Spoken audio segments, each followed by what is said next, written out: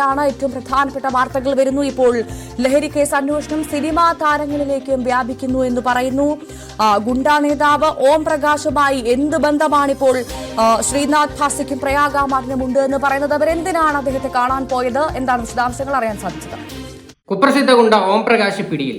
ഇപ്പോൾ കുറച്ച് നേരമായിട്ട് ഭയങ്കരമായിട്ട് ന്യൂസുകളിൽ ചർച്ച ചെയ്യുന്നൊരു വിഷയമാണ്. അതായത് ലഹരി കയ്യിൽ വെച്ചതിൻ്റെ പേരിലാണ് ഓം പ്രകാശിനെ അറസ്റ്റ് ചെയ്തിരിക്കുന്നത്. ഇതിനകത്ത് ഏറ്റവും കൂടുതൽ ചർച്ച ചെയ്യുന്നൊരു വിഷയം വേറെ ഒന്നുമല്ല, ശ്രീനാഥ് ഭാസിയും പ്രയാഗ മാർട്ടിനും ഓം പ്രകാശിന്റെ റൂമിൽ ചെന്നിട്ടുണ്ടായിരുന്നു. ഇതാണ് മെയിനായിട്ട് ചർച്ച ചെയ്യാനുള്ളൊരു കാര്യം.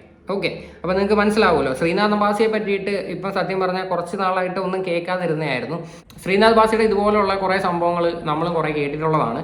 എന്തായാലും നമുക്ക് വാർത്ത ഒന്ന് കേട്ട് നോക്കാം. വിശദമായി നോക്കാം. ലഹരി കേസ് അന്വേഷണം സിനിമാ താരങ്ങളിലേക്കും. ശ്രീനാഥ് ഭാസിയും പ്രയാഗ മാർട്ടിനും ഗുണ്ടാ നേതാവ് ഓം പ്രകാശിന്റെ റൂമിലെത്തി കേസിൽ താരങ്ങളുടെ മൊഴിയെടുക്കും. നവമി ദിനേശ് ചേരുന്നു കൂടുതൽ വിശദാംശങ്ങളുമായി.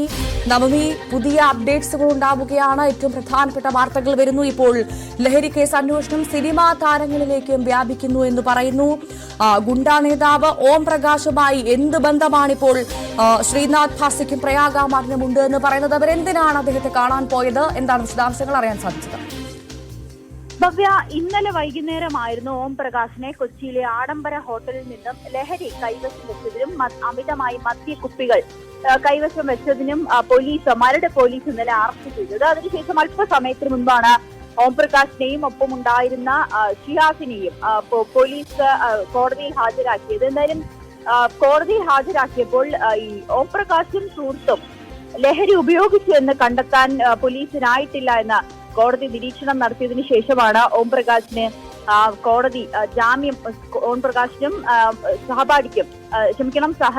സഹപ്രവർത്തകനും കോടതി ജാമ്യം അനുവദിച്ചത്. പക്ഷേ പോലീസിന്റെ റിമാൻഡ് റിപ്പോർട്ടിലാണ് ഗുരുതരമായിട്ടുള്ള പരാമർശം. അതായത് സിനിമാ മേഖലയിലെ രണ്ടുപേരുടെ പേരുകൾ, ഒന്ന് ശ്രീനാഥ് ഭാസി, മറ്റൊന്ന് പ്രയാഗ മാർട്ടിൻ, ഇവരെ രണ്ടുപേരുടെയും പേരുകൾ ഈ പോലീസ് കോടതിയിൽ സമർപ്പിച്ച റിമാൻഡ് റിപ്പോർട്ടിൽ പറയുന്നു.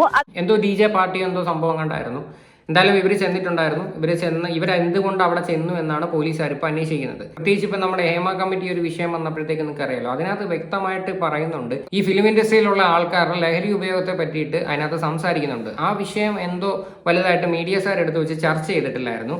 ഓക്കെ, അപ്പം എന്തായാലും ഈ ഒരു വിഷയം ശരിക്കും പറഞ്ഞാൽ അന്വേഷിക്കണം. പ്രയാഗ മാർട്ടിൻ്റെ പേര് വന്ന സ്ഥിതിക്ക് തീർച്ചയായിട്ടും അന്വേഷിക്കേണ്ട കേസ് തന്നെയാണിത്.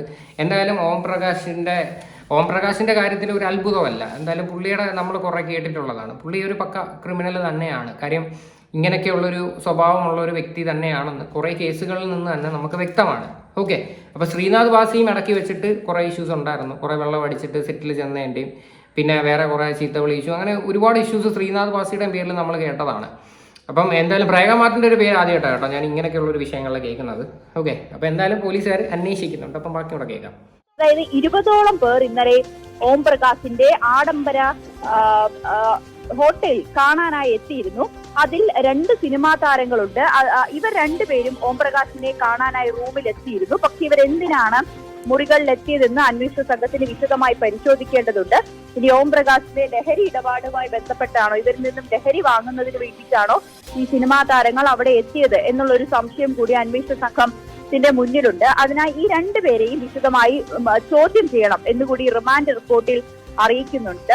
അതുകൊണ്ട് തന്നെ ഓം പ്രകാശിനും ഒപ്പം ഉണ്ടായിരുന്ന ഒന്നാം പ്രതി ഷിഹാസിനും ജാമ്യം നൽകരുതെന്നായിരുന്നു പോലീസ് നൽകിയ കോടതിയെ അറിയിച്ചിരുന്നത്. പക്ഷേ കൃത്യമായിട്ടുള്ള തെളിവുകൾ ഹാജരാക്കുക, അതായത് ഇവർ ലഹരി ഉപയോഗിച്ചു എന്ന് കണ്ടെത്താൻ പോലീസിന് കഴിഞ്ഞിട്ടില്ല എന്ന് കോടതി നിരീക്ഷിച്ചതിന് പിന്നാലെയാണ് ഇവർക്ക് ജാമ്യം നൽകി വിട്ടയച്ചിരിക്കുന്നത്. പക്ഷേ അപ്പോഴും ഈ 2 സിനിമാ താരങ്ങളുടെ പേരുകൾ ഈ റിമാൻഡ് റിപ്പോർട്ടിൽ പരാമർശിക്കുന്നുണ്ട്. ഇവരെന്തിനാണ് ഓം പ്രകാശിനെ കാണാൻ മുറിയിലെത്തിയതെന്ന് ഇനി അന്വേഷണ സംഘത്തിന് കണ്ടെത്തേണ്ടതുണ്ട്.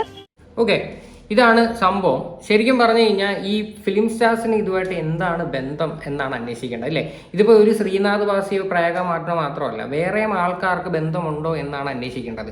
കാര്യം ഹേമ കമ്മിറ്റി റിപ്പോർട്ടിലും വ്യക്തമായിട്ട് പറയുന്നുള്ളൊരു കാര്യമല്ലേ ഇത്.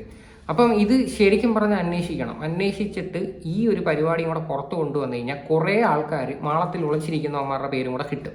ഓക്കെ, അപ്പോൾ ഏതൊക്കെ അവന്മാർക്കാണ് ഇതിൻ്റെയൊക്കെ ശരിക്കുള്ള പരിപാടി ഉണ്ട് എന്ന് നമുക്ക് മനസ്സിലാക്കാൻ പറ്റും. കാര്യം ഇത് സത്യം പറഞ്ഞു കഴിഞ്ഞാൽ ഉണ്ടല്ലോ, ഇവർക്കൊക്കെ ഒരു ബോധവും വിവരവും ഇല്ല എന്ന് പറയുന്നതിൻ്റെ ഒരു എക്സാമ്പിളാണിത്.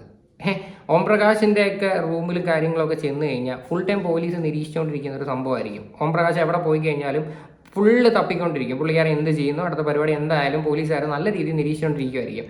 അപ്പോഴായിരിക്കും ഈ ടീമുകളെല്ലാവരും കൂടെ അങ്ങോട്ട് കയറി ചെല്ലുന്നത്. ഇനി ഇൻ കേസ് ഇനിയിപ്പം ഈ ഒരു വേറെ ആരെങ്കിലും കാണാനെങ്കിലും കയറിയതായിരിക്കും. മേ ബി ഓം പ്രകാശ് ആ റൂമിൽ ഉണ്ടായിരുന്നതായിരിക്കും. അതിൻ്റെ കൂട്ടത്തിലുള്ള കൂട്ടുകാരെ കാണാൻ കയറി കഴിഞ്ഞാലും പേര് വരുന്നത് എന്തായിരിക്കും?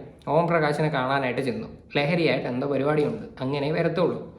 ഓക്കെ, അപ്പം ഇത്തരം മണ്ടത്തരങ്ങളൊക്കെ ചെയ്യാതിരിക്കാൻ മാക്സിമം ശ്രമിക്കുക. കാര്യം ശ്രീനാഥ് ഭാസിയുടെ സത്യം പറഞ്ഞു കഴിഞ്ഞാൽ അറിയാമല്ലോ, ശ്രീനാഥ് ഭാസിയുടെ കുറേ കേസുകളുണ്ട് ഇങ്ങനെ. അതുകൊണ്ട് പിന്നെ അതിനെപ്പറ്റി കൂടുതൽ ഡീറ്റെയിൽ പറയുന്നില്ല.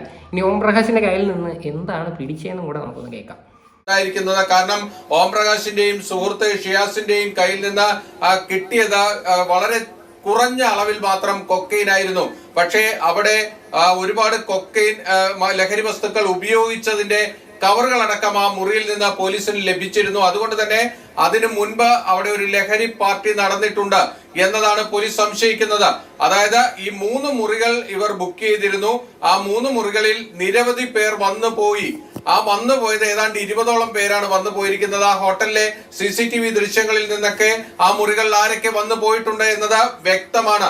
ആ വന്നു പോയവരുടെ കൂട്ടത്തിലാണ് ഇപ്പോൾ പ്രയാഗ മാർട്ടിന്റെയും അതോടൊപ്പം തന്നെ ശ്രീനാഥ് ഭാസിയുടെയും ആ പേര് പുറത്തേക്ക് വരുന്നത്. ഇരുവരും ഈ ഹോട്ടലിൽ എത്തിയിരുന്നു എന്ന കാര്യം പോലീസ് സ്ഥിരീകരിക്കുകയാണ്. സ്വാഭാവികമായും ഇനി ഈ കേസുമായി ബന്ധപ്പെട്ട് പ്രയാഗ മാർട്ടിലേക്കും ശ്രീനാഥ് ഭാസിയിലേക്കും പോലീസിന്റെ അന്വേഷണം ഉണ്ടാകും. ഇവർ ഓം പ്രകാശിന്റെ മുറിയിലെത്തി ലഹരി പാർട്ടിയിൽ പങ്കെടുത്തിട്ടുണ്ടോ എന്നതാണ് പോലീസിന് ഇനി കണ്ടെത്താനുള്ളത്.